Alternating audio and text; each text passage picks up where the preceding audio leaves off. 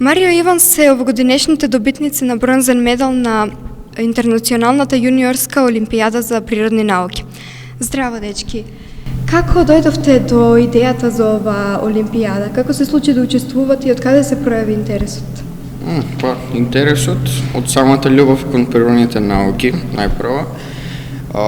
И сега во Македонија се одржува еден процес на селекција на ученици кои што ќе представуваат Македонија на оваа олимпијада, кој што е организиран од професорите, универзитетските професори на Универзитетот Свети Кирил и Методиј од Скопје по физика, хемија и биологија, кои што извршуваат овој процес и доста долг процес и макротрпен. Вашите ментори беа професори и асистенти од Природно-математичкиот факултет. Како течеа подготовките и колку време ви беше потребно? Подготовки имавме секој петок и сабота, од септември до декември. Тие се одвиваа на Природно-математичкиот факултет во Скопје. И на подготовките се спремавме од различни области, од биологијата, химијата и физиката. Што значи оваа награда и успех за вас?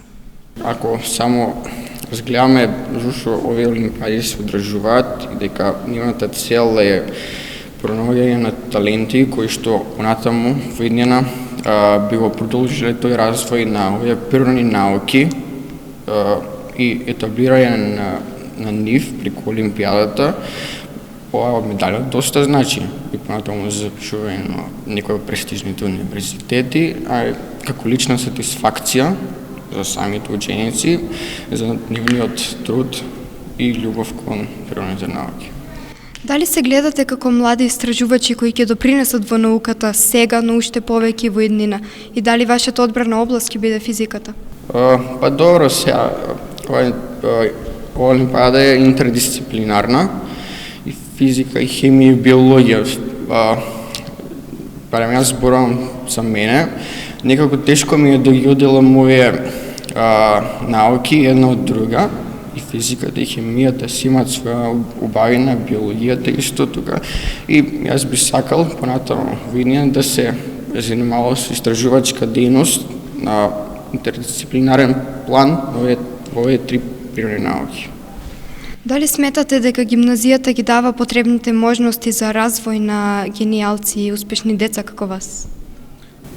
Сметаме дека гимназијата, барем во нашиот град, дава задоволителни услови за развиток и развој на нас како личности и како едни научници. Колку од слободното време требаше да жртвувате за да учествувате на оваа олимпијада?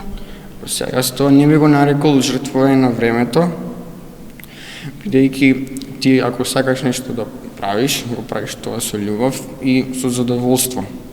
Значи нема кајање за сите пропуштени журки, забави, кафиња? Не. Кога се вративте, како почнаа да ве гледаат во друштвото и во класот? Дали како фраери, да речеме, поради афинитетот кон науката или пак како нердс? Барем истиот поглед што си беше претходно, си го имам со другарите и тоа.